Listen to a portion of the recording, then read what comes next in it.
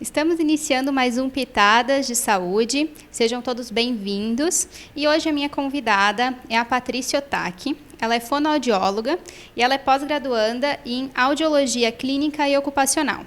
Hoje a gente vai falar de um assunto super importante, que é a parte da fala das crianças. Seja bem-vinda, Patrícia. Muito obrigada pelo convite, Ana. Fico muito feliz de estar aqui. A gente trabalha juntas já há quase 2 anos, né? A Paty atende na Consumed, né, Paty? Isso. Paty, me responde uma coisa. Qual é a idade mais normal, assim, que as crianças iniciam as primeiras palavras? Certo. As crianças, elas iniciam a fala com os balbucios, aqueles gritinhos, logo aos 6 meses, 7 meses. E a partir dos 18 meses, cerca de 1 ano e meio, começam os primeiros mamamá, papapá, que até os pais acham que estão falando mamãe ou papai. Mas são os sons mais fáceis da criança falar, porque é mais fácil para ela copiar dos pais. Então, a partir de 1 ano e meio, ela já começa as primeirinhas palavrinhas ali, mas são sempre palavras mais simples, né? Mais repetitivas, mas por volta de 1 ano e meio a gente já tem esse início da fala da criança. Certo. E existe alguma diferença entre meninos e meninas? Porque isso é muito comum, né? Sempre que a gente vê alguma criança que às vezes ainda não está falando, é normal não estar falando ainda porque é menino é mais preguiçoso. Uhum. Ou não, menina realmente, a menina é sempre, né, fala primeiro. Existe realmente essa diferença? Em estudos, existem vários, né? Mas nada que possa dizer que o menino ou menina tem essa predileção de falar primeiro. Mas o que a gente observa em consultório? Que menina tende a falar antes? A gente observa que o menino anda primeiro e fala um pouquinho mais tardio e a menina fala antes. Não sei se é uma questão de mais maturação biológica, mas a menina sempre tende a falar bastante. A menina gosta de falar mais, né? Eu acho que é por isso. A gente já começa mais cedo porque a gente gosta de tagarelar bastante. Uhum. Mas estão deixando claro que é uma visão particular, né? Não existe nenhum estudo realmente que comprove isso, é mais uma percepção nossa, tipo uma vivência clínica. Sim, isso mesmo. E quais são as letras que são as mais difíceis de estar falando, pronunciando? Para as crianças, as letras mais difíceis são os R's e os encontros consonantais de R. Então, por exemplo, falar barata para a criança é difícil. Então, o que ela costuma fazer? Balata. Ou um carro, vira caio. Então, o R é um pouco mais difícil. Então, por isso ele costuma surgir por volta dos 4 anos e meio, 5, né? Mas os sons mais difíceis. E aí acaba sendo consequência os encontros consonantais. Então, se ele já não fala barata, ele não vai conseguir falar prato ou branco, né? Mas quando a criança ela consegue desenvolver esse R, o encontro acaba se tornando mais fácil para ela conseguir falar. Então, teoricamente, uma coisa já vai puxando a outra, né? Isso mesmo. Quando que o pai ele consegue perceber que realmente está na hora de levar numa fono? Uhum. Até quando? Eu lembro que a Paty sempre apresenta, né, uma tabela por idade, né? Que até tal idade, tal fonema, a criança tem que estar pronunciando. Isso. Nós consideramos que até 1 ano e meio somos o B, o P e o M. Aí, na sequência, nós temos o T, o D, o N, tá? Ali, por volta dos 2 anos, 2 anos e meio, aí tem o NAN, C, G, né? Então, peraí que a gente não se perder. Vai dando exemplos de palavras comuns sim. Até 1, 2, vamos lá. Isso. Então, por exemplo, com 1 ano e meio, vai sair o papai, mamãe, né? Na sequência, a gente tem ali o boy, que é o da bola, né? Que normalmente as crianças falam, menino fala mais o bola, né? Depois nós temos o T, por exemplo, a mamadeira, tem crianças que chamam de TT, o DD, né? Eles acabam fazendo ela repete as sílabas, que é mais fáceis do que falar um trissílabo da mamadeira, certo? Nós temos daí o nanã, do N, e aí na sequência. Mas até por volta dos 3 anos e meio, nós temos aí a entrada dos sons do X, que é o som do CH, do chave, da chuva. Aí a criança antes acabava falando sissi, que o S é mais fácil também de se falar. Ali por volta dos 3 e meio, ele começa a falar xixi. o J por exemplo, o J e o G da girafa, que é a diferença entre o G do gato e o G da girafa, porque o G da girafa puxa para o som do J. Então, é um som mais difícil da criança falar. Então, por volta dos 3,5. Aos 4, nós temos os sons do L, da laranja, do lápis, certo? O LH na sequência, porque é um som próximo do L. Então, o milho vai sair por volta dos 4, tá? O R do carro vai sair também por volta dos 4. E nessa sequência ali, 4,5, 5 anos, nós temos os R's mais difíceis, que é o R da barata, careca, né, girafa, dinossauro, que muitas crianças acabam falando errado, né? E os encontros consonantais, por exemplo, prato, branco, preto, ou mesmo placa, bloco, vai surgir por volta dos 5. Então, consideramos alterados, assim, por exemplo, por um xixi, com 3,5, 4, essa criança tem que desenvolver esse som. Passou dos 4, o ideal seria a intervenção de alguma forma para trabalhar esses sons. E do R, que é a maior dificuldade das crianças, depois dos 5. Mas nada impede que a partir dos 4,5 a gente já comece a fazer terapia para ver como essa criança vai se desenvolver. Certo. Então, na realidade, né, aos pais que estão assistindo, familiares, né, que tem criança pequena em casa, se a criança não falou tudo até 1 ano e meio, é normal, né, Patrícia?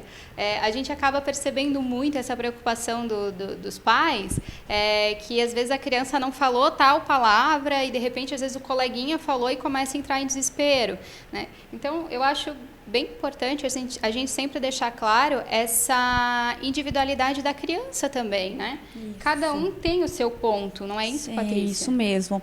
Não dá para se comparar uma criança com a outra. Não é porque o coleguinha de sala fala e o meu não fala. Não pode comparar, ou comparar também irmãos. Ah, mas a minha mais velha falou com 2 anos, ela falava tudo. Ele está com 2 e 4 e não está falando. Não precisa se desesperar. A criança ela tem o seu tempo. Mas se você tem dúvida, se está questionando, será que é normal ou não? Você tem o seu pediatra de referência, normalmente os pais têm.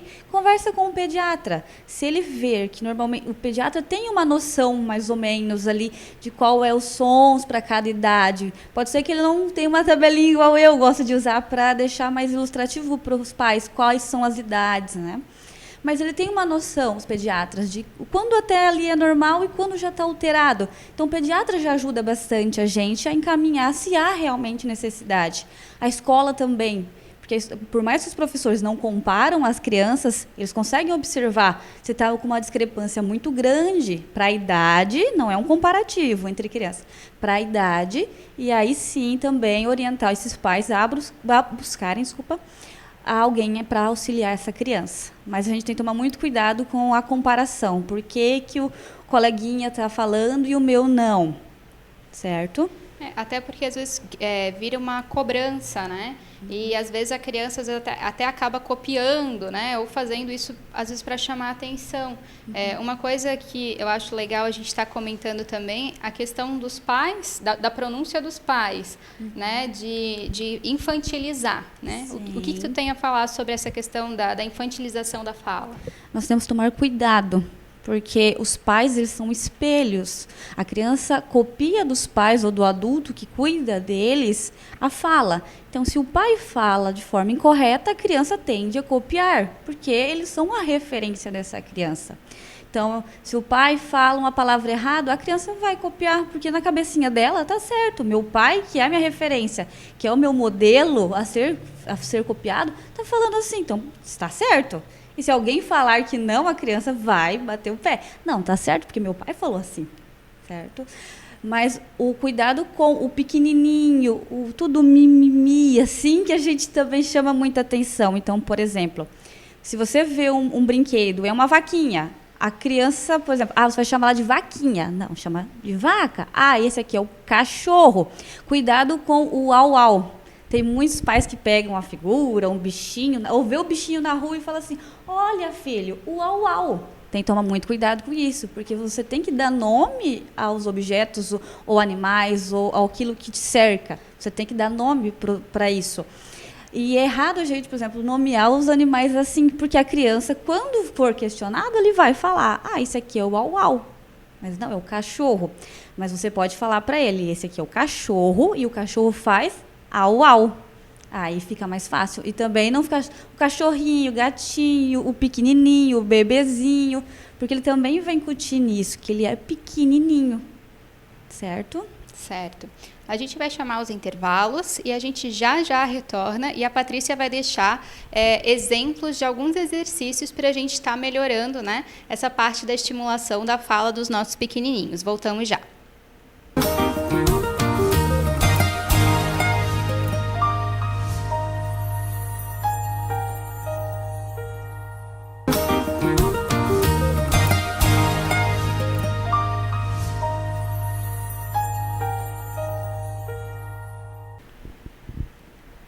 Estamos de volta, estou aqui com a Patrícia, que é fono e amiga também. Pati, para deixar bem claro para o pessoal que está em casa, então qual é a idade assim máxima, vamos dizer, que a fala deve estar estabelecida, né? Que a criança deve estar falando já normal, né? Sem nenhum erro, enfim. A partir dos 5 anos, nós consideramos que a fala deve estar já normalizada, sem erros, sem trocas. É claro que algumas crianças ainda têm um pouco de dificuldade, às vezes, nos plurais, organização verbal mesmo, né, no tempo verbal. Mas as trocas, a partir dos 5 anos, já devem estar superadas. A criança deve falar as palavras de forma correta. É óbvio que sempre tem uma palavra que é difícil, né? Que vai acontecer de ter erros, mas na hora que o pai observa, corrige, a criança consegue falar. Mas a gente considera a partir dos 5 uma data limite, vamos assim dizer, certo? Então tá bom, então até os 5 anos, né, mais ou menos tem que estar tudo já na ponta da língua. Pati, é lógico que todo programa eu trago um pouquinho da parte da nutrição, né, porque é a minha área. E falando, né, de nutrição, alimentação, qual a importância da mastigação, né? O que a mastigação tem a ver com a fala? A mastigação ela tem muito a ver, porque são fases do desenvolvimento da criança. Então, quando a criança nasce, a primeira coisa, além de chorar, ela vai mamar. Então, por isso é extremamente importante a criança amamentar, ela tomar leite do peito mesmo, porque nessa fase ela começa a estimular as estruturas, as musculaturas da face, seja bochecha, língua, a boca, o fechamento, certo? E até mesmo saber que tem que engolir, qual é o processo para se engolir o alimento. Parece assim, bobagem, né? Mas isso tudo é importante, porque são fases. Depois daí, a criança vai começar na mastigação, na alimentação com papinha, esses tipos de alimentos. E depois desse processo da papinha, entra alimentos mais sólidos, mais duros, né? E com isso, quando a gente tem a mastigação, essa musculatura da face, das bochechas, do rosto, elas são mais estimuladas, e quando isso são bem estimulados, os sons também se articulam melhor.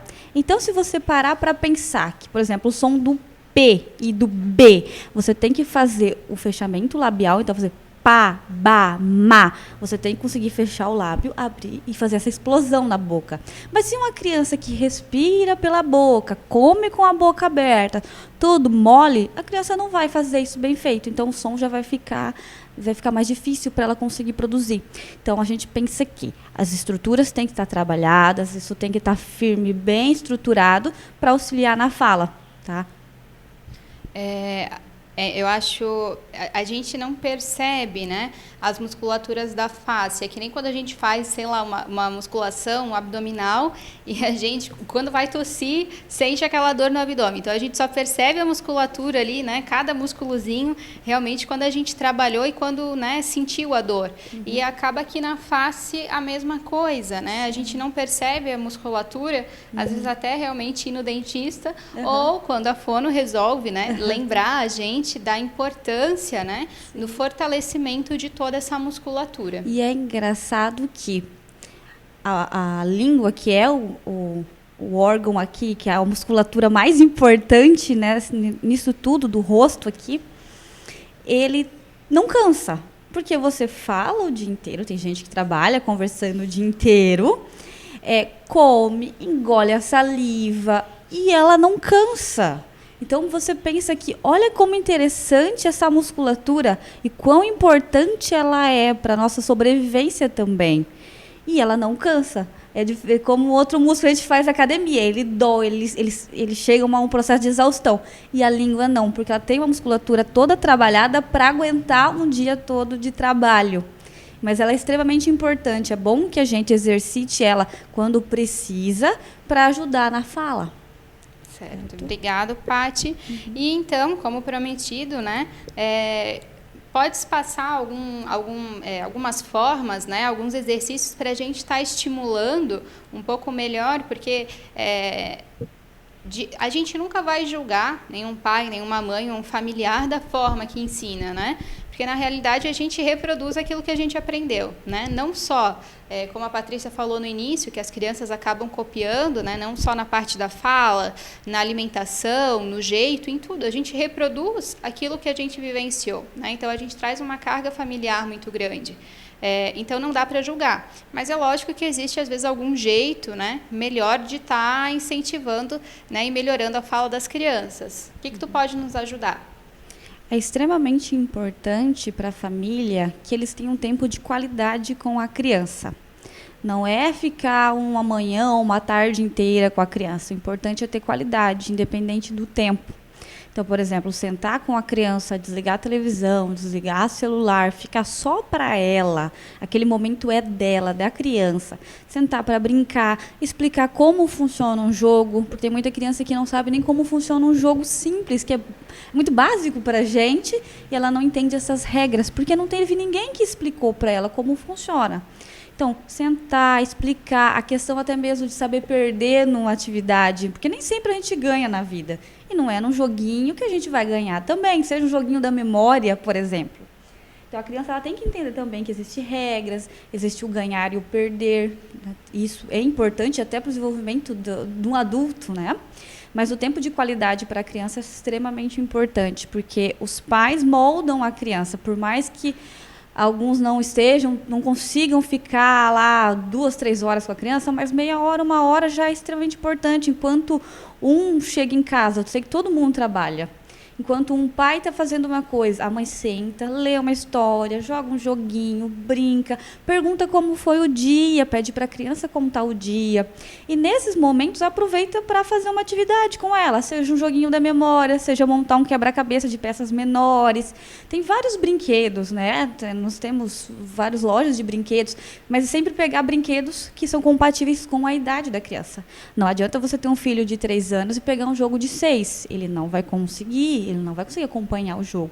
Então, pega também jogos que são compatíveis com a idade e senta, muita paciência. Aproveita esse momento que você tem com a criança com mais calma e silêncio para estimular a fala. Como a gente estimula?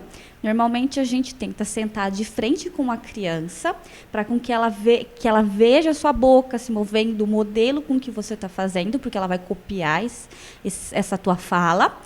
E vai falando de forma clara, não adianta falar rápido, não adianta gritar. A criança falou errado, não adianta brigar com ela. Ela está se desenvolvendo e às vezes ela não consegue ainda se organizar para falar a palavra correta. Então, é uma palavra difícil? Não deixa. É uma palavra trissílabos. Trissílabos é terrível para a criança pequena falar. Então, assim, falou errado? Ah, filho, você quis dizer tal coisa? Aham, mãe, sim. Então repete para a mãe o que você falou. A criança vai falar do jeito dela. Então repete agora com a mãe assim, por exemplo, banana. Então, banana. Aí repete com a mãe. A criança vai tentar repetir do jeito dela. Não é para forçar. Falou uma vez, tentou, falou nanana. Esquece, continua a atividade. Num outro momento, falou a palavra errada de novo, ou pediu para você a banana e falou nanana. Olha, filho, tenta falar com a mãe, então, assim, então, você quer uma banana. E pede, agora tua vez, agora é sua vez de falar para a mãe.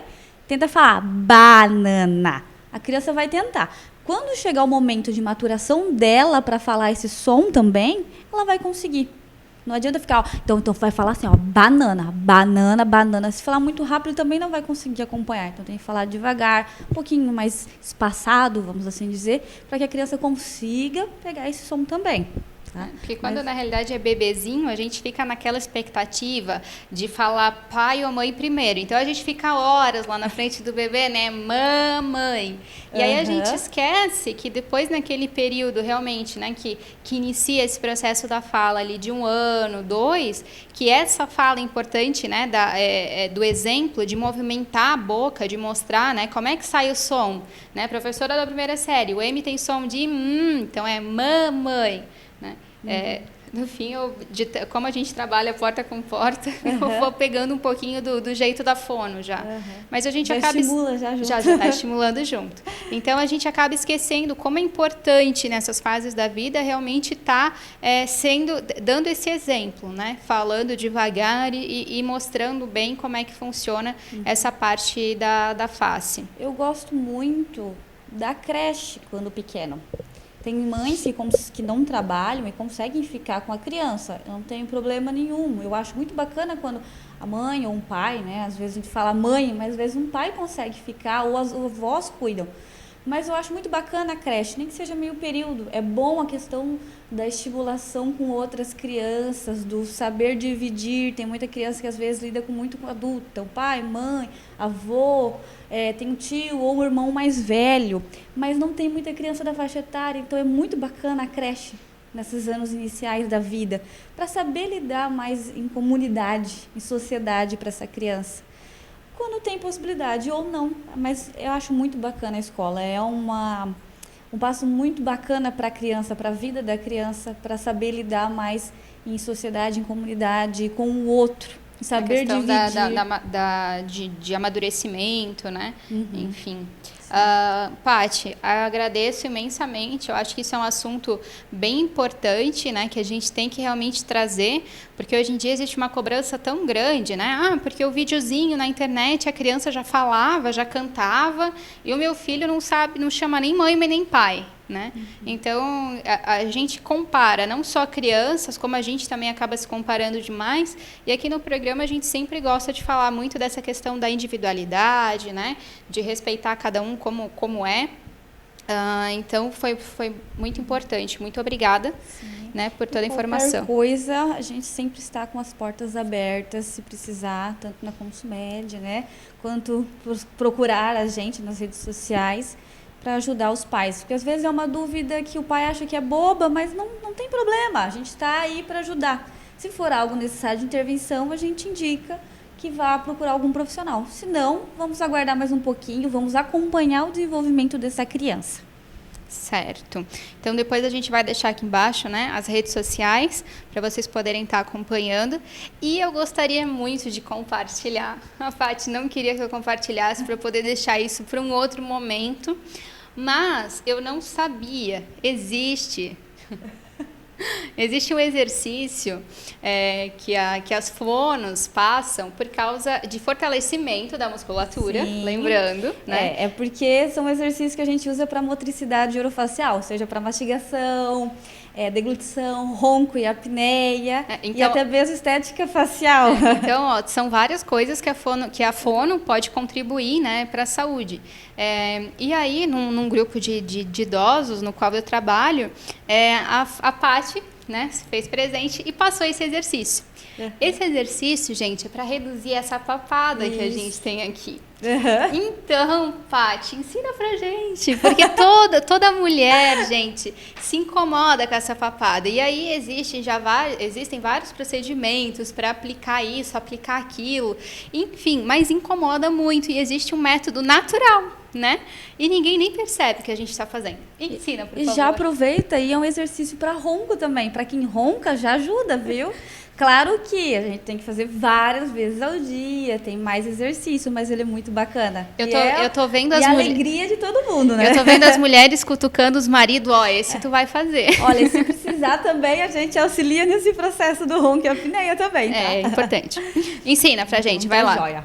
É que aqui eu não trouxe minha boquinha. Eu tenho uma boquinha. Assim, gente, vocês vão colocar a língua no céu da boca. Vai me ajudar aí ainda? Vamos pegar o céu da boca, pegar a língua e vai empurrar a língua contra o céu da boca. Vocês vão empurrar e segurar um pouquinho. Vocês vão ver que essa parte aqui de baixo, ela vai afundar, certo? Então, empurrou a língua contra o céu da boca. Não sei se você vai ver de longe. Então, empurrou, você sente que aqui vai mexer. Então, segura um pouquinho, solta. Segura um pouquinho contra o céu da boca, solta. Segura um pouquinho. Esse exercício, ele ajuda a trabalhar essa musculatura aqui embaixo, que é a bendita papada, né? Que não sei se todo mundo sofre, né? Mas ajuda a trabalhar e fortalecer essa musculatura, além de fortalecer a musculatura da língua, que também ajuda a não roncar. Porque quando a gente pensa em roncar, é que a musculatura da língua cai para trás e isso acaba sendo uma barreira para o ar passar entre o nariz e os pulmões. Então, por isso nós temos um ronco. Certo. E qual, mais ou menos, tipo, quantas repetições e quantas vezes ao dia? Porque senão tem gente em casa que vai viver com a língua no céu da boca. Olha, você pode fazer... Eu acho difícil fazer 3 vezes ao dia. 2 tá bom já. Acho que de manhã e uma vez à tarde tá bom. Você pode fazer, coloca a língua no céu da boca, empurra, segura 5, solta. Segura 5, dá para fazer 20 vezes, tá? Essa sequência. Só que assim, você vai sentir que cansa. Quem começa a fazer, dá uma canseira aqui, porque faz muita força, tá?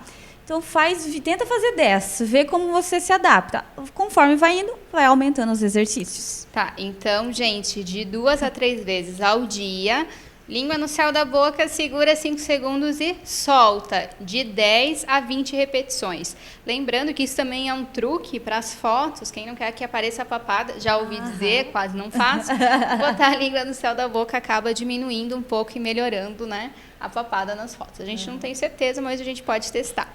Aguardo você me convidar para a gente falar só sobre estética. Com certeza será convidada novamente. Paty, muito obrigada. Quer deixar uma mensagem para quem está nos assistindo? Muito obrigada, gente, por estar assistindo a gente, por tirar esse momento para assistir essa conversa. Qualquer dúvida, qualquer questão, estou sempre aberta para conversar. Sei que às vezes é um pouco corrido na nossa profissão, que trabalha na área da saúde, mas o que é possível a gente tenta auxiliar os pais, porque alguns pais têm alguém para apoiar, tem um pediatra, tem alguém para orientar. Caso não, a gente sabe que a gente está disponível para auxiliar no que precisar e não precisa ter vergonha, tá? Paty, muito obrigada novamente. Gente, um beijo para vocês, fiquem com Deus e muito obrigada por estarem participando, né? Estarem sempre nos assistindo.